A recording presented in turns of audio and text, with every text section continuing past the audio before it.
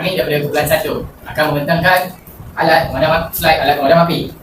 Alat pemadam api, alat keselamatan yang digunakan memadam kebakaran kecil sebelum api menjadi lebih besar dan berbahaya.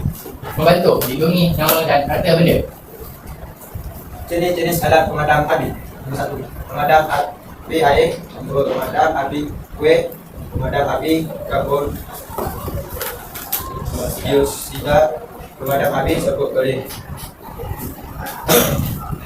Pemadam api air digunakan untuk kebakaran bahan pedal seperti kayu, kertas dan kain. Tidak sesuai untuk kebakaran elektrik dan minyak. Pemadam api kuih digunakan untuk kebakaran minyak dan bahan pempedas. Contoh, petrol, cat dan minyak. Pemadam api kabut dioksida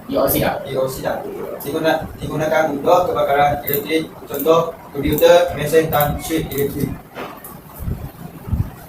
Pemadam api serbuk kering sesuai untuk berbagai jenis kebakaran seperti gas, minyak dan elektrik.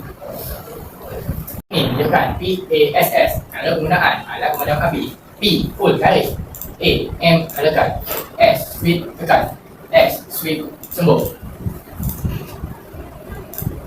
Kepentingan alat pemadam api: kecilkan api, selamatkan nyawa, lindungi harta benda, menyelamatkan nyawa, mengelakkan kebakaran menjadi besar, melindungi mengurangkan resiko merosakkan harta benda, meningkatkan keselamatan, membantu dalam kecemasan.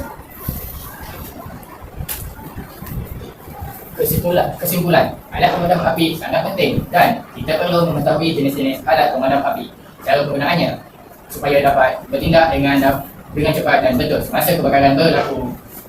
Okey, halakan, tekan, sembuh.